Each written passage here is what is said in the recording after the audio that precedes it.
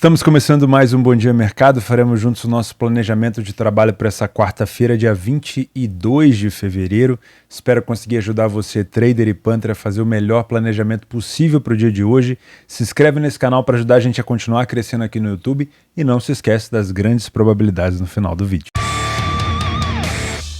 Antes de começar o vídeo, não se esquece dos sorteios mensais que a gente vai ter por aqui agora. Avisei no vídeo de ontem, tem um link aqui embaixo na descrição do vídeo e também nos comentários fixados para sorteios de moletons, camisas, bonés e bancas de R$1.000. Está tudo explicado lá na página, é só clicar aqui embaixo. Vambora! Inter de Milão e Porto às 17 horas. Os últimos confrontos entre essas duas equipes, principalmente em Champions, foi ali em 2005, 2004, tá? Então a gente não tem uma história, digamos assim, recente para poder mensurar. Então eu vou utilizar dados da Série A italiana e também da Primeira Liga de Portugal. Dentro da fase de grupos, a gente consegue utilizar aqui o Transfer Market para a gente dar uma olhada como foi a campanha da Inter de Milão para chegar aqui nessas oitavas de final, jogo de ida. Perdeu para o Bayern dentro de casa também venceu o Barcelona por 1-0, foi um jogo polêmico, teve pedido ali do Barcelona de mão e tudo mais, e também venceu o Vitória Pilsen por 4-0. No geral, acabou vencendo mais o Vitória Pilsen, né, o que acabou dando classificação para a equipe, eliminando o Barcelona. O Barcelona não vinha bem naquela época e 2 derrotas para o Bayern de Munique. O Porto teve um início de fase de grupos muito ruim, com uma derrota fora de casa para o Atlético de Madrid.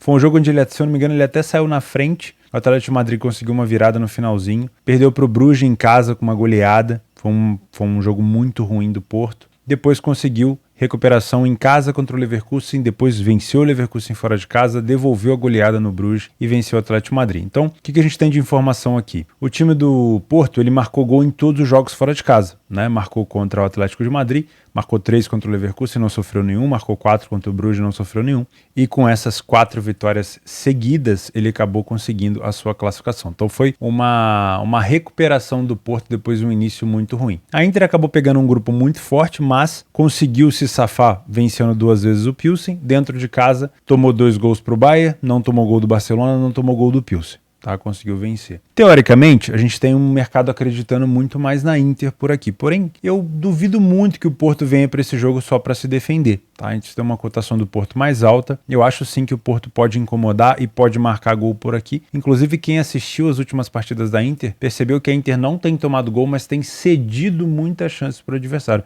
Inclusive, o gol do Mkhitaryan, que foi o segundo gol da Inter que deu aquele desafogo da equipe quando o jogo estava 1-1, foi depois de um contra-ataque mortal da Udinese, com 4 contra 2, né? 4 jogadores da Udinese contra 2 da Inter. O Success perdeu o gol. No contra-ataque do contra-ataque, né? O contra do contra, a Inter acabou marcando aquele gol. Então é um time que cede muita oportunidade, e ceder oportunidades aqui contra um time tão qualificado como o Porto pode ser realmente muito perigoso, tá? A Inter dentro de casa, na Série A italiana, saiu na frente 82% dos jogos, falhou pouco em marcar e ficou 64% dos jogos sem sofrer gol. Então realmente tem uma defesa que tem sofrido poucos gols por aqui. O Porto fora de casa fez os mesmos 11 jogos, 73% das vezes saiu na frente, também falhou pouquíssimo em marcar e fica relativamente poucos jogos também sem sofrer gol. Então tem um ataque da Inter um pouco melhor, uma defesa do Porto um pouquinho pior. Comparativamente, no primeiro tempo, eu tenho números melhores do time da Inter, com mais vitórias, menos derrota, mais gols marcados e menos gols sofridos. O Porto tem um pouco menos de vitória, tem um pouquinho mais de derrota e marcou metade dos gols e sofreu o dobro. No segundo tempo, eu já tenho uma superioridade maior do Porto. O Porto vence mais, perde menos, marca mais gols e sofre a mesma quantidade. De maneira geral, quando a gente analisa esses dados comparativos de Série A italiana e de Primeira Liga de Portugal,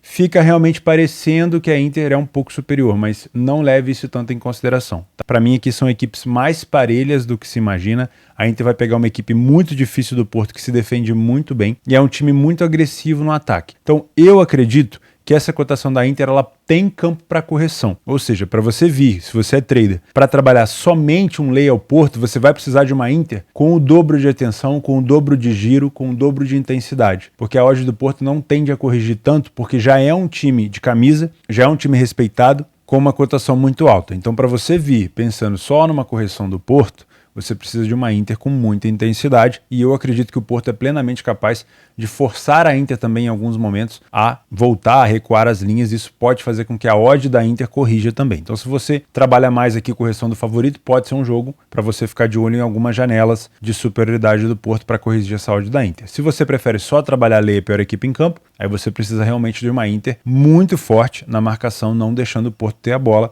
E eu acredito pouco nisso. Acho que vai ser um jogo mais disputado do que a gente imagina. Então dá para trabalhar em ambos os lados aqui na janela de superioridade. Se você é Panther, eu não gosto dessa cotação da Inter a 1,75 para vitória. Tá? Também não indicaria pegar talvez o empate anula da Inter. Acho que essa odd da Inter poderia estar mais alta. Nessa cotação, o valor para mim ele acaba ficando um pouco mais do lado do Porto. Talvez um handicap positivo para o lado do Porto, tá? Porque essa cotação para mim está muito alta. Talvez na hora do jogo essa cotação melhore um pouco, mas eles estão dando muito favoritismo para uma Inter que pode sim sofrer contra o Porto por aqui. Na minha opinião, eu acho que é muito mais seguro a gente olhar para o mercado de gols. Por mais que a Inter sofra poucos gols, o Porto sofra poucos gols, o Porto marcou gols em todos os jogos fora de casa, mesmo quando perdeu para o Atlético de Madrid. A Inter teve dificuldade quando pegou times melhores, né? O Bayern de Munique, o Barcelona. Óbvio que o Porto aqui pode apresentar em alguns momentos um pouco mais de falha do que essas equipes, mas eu acredito que o Porto pode sim plenamente conseguir o seu gol por aqui. Então eu particularmente acho que a melhor aposta para esse jogo seria o over 1,5, né? Não sei quanto que a gente tem aqui de cotação, deixa eu dar uma olhada. 1,30 não é uma odd ruim. O mercado espera poucos gols por aqui e eu particularmente acho que é um jogo com uma tendência para pelo menos 2 gols. Gosto desse ambas marcam, dessa possibilidade das duas equipes marcar. E se você é ousado, eu não duvido que a gente possa ter aqui 3 gols. Um placar de 2-1 para um lado ou para o outro. Sinceramente, esse over 1,5 me chama mais atenção do que trabalhar com uma vitória da Inter ou com um empate anula da Inter, porque eu vejo que o Porto pode sim complicar a vida da Inter em alguns momentos nesse jogo. Também às 17 horas na Liga dos Campeões, o Leipzig recebe o City, 1,75 odd do City,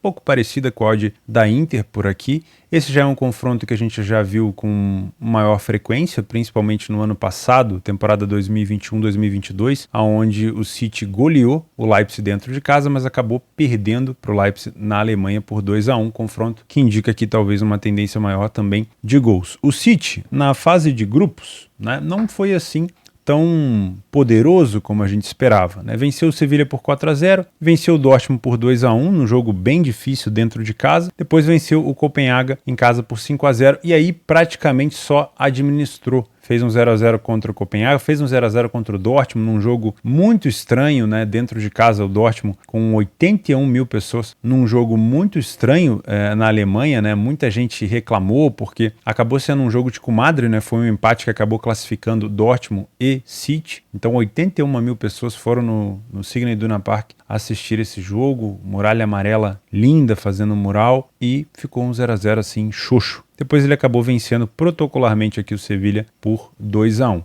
O Leipzig começou assim como o Porto com resultados ruins, perdeu para o Shakhtar Donetsk em casa por 4-1, tomou uma goleada assim vexatória com o Mudryk, aquele jogador que foi para o Chelsea, ainda estava no Shakhtar. Depois perdeu para o Real Madrid fora de casa por 2-0 e aí começou a recuperação vencendo o Celtic 2 vezes, fora e dentro de casa.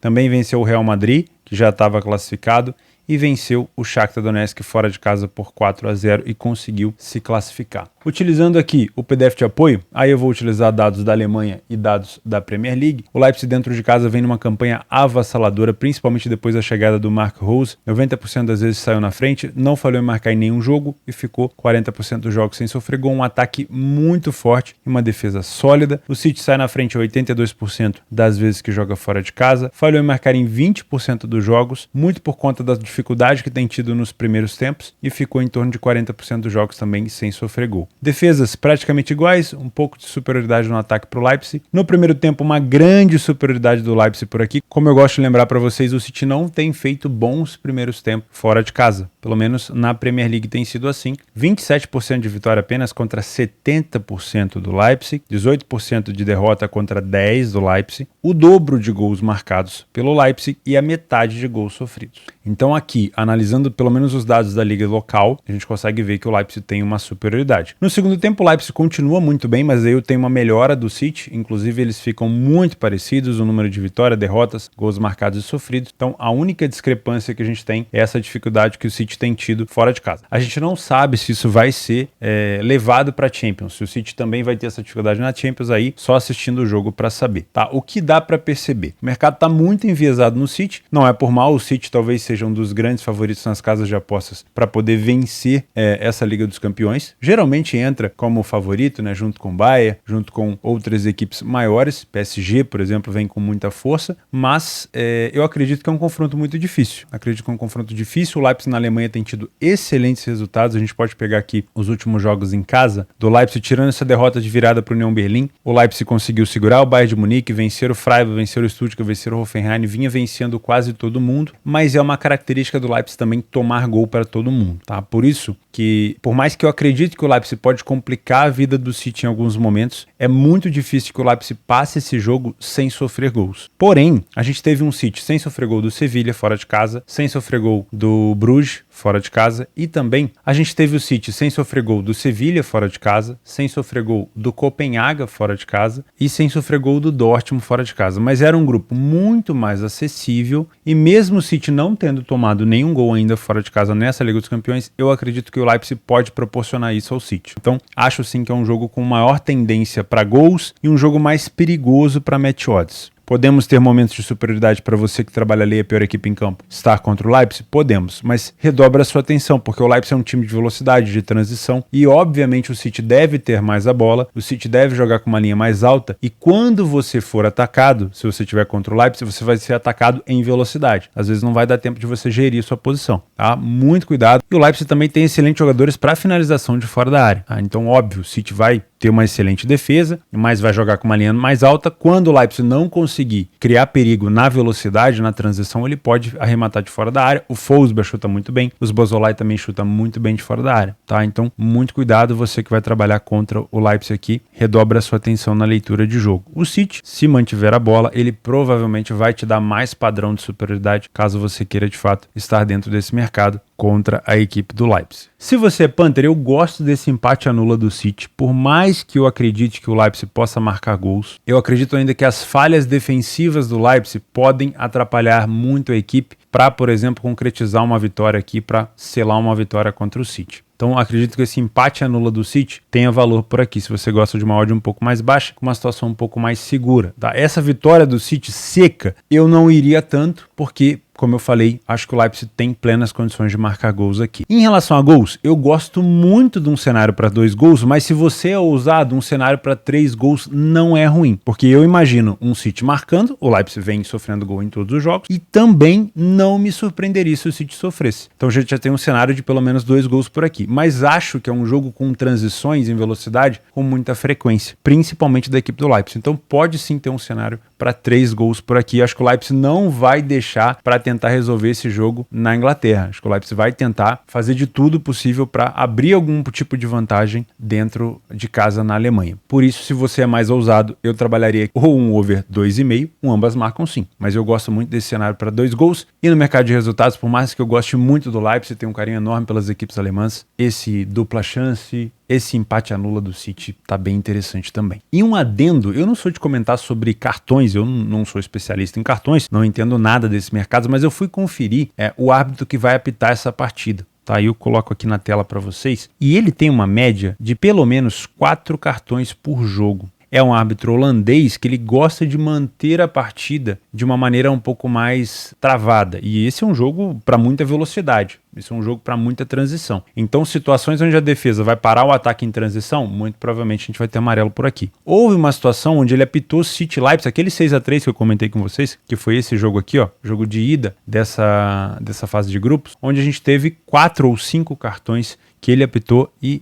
ele acabou mostrando por aqui. Então, se você é de apostar em cartões, se você gosta desse mercado, eu diria que pelo menos 3 cartões a gente pode ver por aqui. Eu, como eu falei, não sou nenhum especialista, mas eu fui apurar esses dados aqui para vocês e realmente é um cara, que tem um nome turco aqui, né? O Serdar, que é holandês, ele tem essa mania de ir parando essas jogadas em transições com cartão, e a gente pode ter, né, dependendo do tipo de jogo, pelo menos 3 cartões por aqui. Às 21h30 na pré-Libertadores, o Atlético Mineiro, o Galo, enfrenta o Carabobo na Venezuela. O time do Carabobo foi o 4º colocado do campeonato venezuelano na última temporada. Nessa temporada não começou tão bem. Na última temporada foi um dos melhores mandantes e teve, apesar de não ter sido campeão, teve o artilheiro da competição naquele ano, o Kevin Viveiros, o jovem de 22 anos, se eu não me engano, que teve 21 gols em 36 rodadas, tá? Então pode ser ali alguma coisa de preocupação. Mas de resto, vejo uma grande superioridade do Galo, não só em nível técnico, mas também em nível individual. O Atlético Mineiro não vai enfrentar altitude na cidade de Caracas, inclusive é uma altitude menor do que Belo Horizonte, então não vejo nenhum problema aqui para o Galo para vencer esse jogo. Até separei essa partida para um back favorito no primeiro tempo. O que a gente precisa do Galo aqui é intensidade, posse de bola, obviamente. O estádio vai ser um estádio pequenininho ali com no máximo 15, 20 mil pessoas, não vai assustar tanto. É um estádio olímpico, então é mais distante, não vai ser aquele caldeirão. Então acho muito provável que o Atlético Mineiro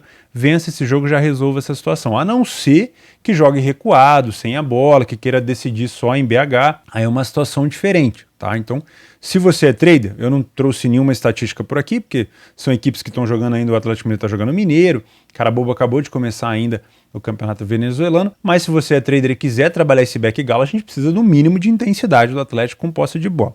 Se você é Panther, eu gosto de pensar nessa vitória do Galo nos 90 minutos. Não vou olhar para essa vitória no HT porque eu não sei como tem sido os jogos do Galo no primeiro tempo. Não tenho analisado tanto assim a fundo o Campeonato Mineiro, mas acho que qualquer situação aqui que não seja uma vitória tranquila do Galo é uma situação ruim demais, né? Mesmo que possa decidir com tranquilidade em casa, em Minas Gerais, porque é uma discrepância de prateleira aqui muito grande, tá? Então eu vejo com bons olhos essa vitória do Galo nos 90 minutos. Quer trabalhar com gols também? Porque eu acho muito difícil que o Carabobo venha para esse jogo dentro de casa para deixar para decidir no segundo. Então também acho que uma situação de over 1,5 pode ser interessante e geralmente nesses jogos aqui a gente costuma ter uma odd melhor. Olha só, mesmo com um favorito de 1,40 quase, a gente tem uma odd de 1,5 próximo de 1,30, que é uma odd boa, na minha opinião. Agora, se você for mais ousado e quiser trabalhar mais gols, aí pela discrepância tática e técnica pode acontecer também. Mas eu acho que a vitória do Galo por aqui é uma situação mais tranquila. Os jogos extras dessa quarta-feira nós temos o retorno da Copa da Rússia nas quartas de final. O Rostov pega o Ural e o Lokomotiv Moscou pega o Spartak Moscou em um jogo um pouco mais parelho. Então pode ser uma situação para você que gosta de trabalhar o campeonato turco. Esse primeiro jogo está bem mais parelho para correção de preço. Aqui a gente já tem um favoritismo maior do Spartak, que vem tendo realmente uma temporada melhor nos últimos anos. E temos um Palmeiras contra o Bragantino, a 1,50 Palmeiras dentro de casa, com praticamente 100% de aproveitamento. O Bragantino não vem tão bem assim fora de casa, apesar das últimas vezes que eles se enfrentaram, a gente ter tido vários gols. A gente teve aqui um 4-2 do Bragantino, já tivemos um 2-2. Eu acredito sim num Palmeiras superior, se jogar com intensidade, se jogar com o time titular, porque é um jogo ali de ressaca de carnaval, né? Vamos ser sinceros, feriado da terça-feira, a galera deve ter ido curtir um pouco. Então, se tiver alguma intensidade, eu preferiria olhar para cá para um match odds do que para algum tipo de resultado para gols. Então, talvez um layer para a equipe em campo no Bragantino possa ser interessante. Meus amigos, eu vou ficando por aqui. Muito obrigado pela companhia, pela audiência de vocês. Se você chegou até aqui e não é inscrito no canal, se inscreve. Ajuda a gente a continuar crescendo por aqui pelo YouTube, que é muito importante. Fica com Deus e até quinta-feira.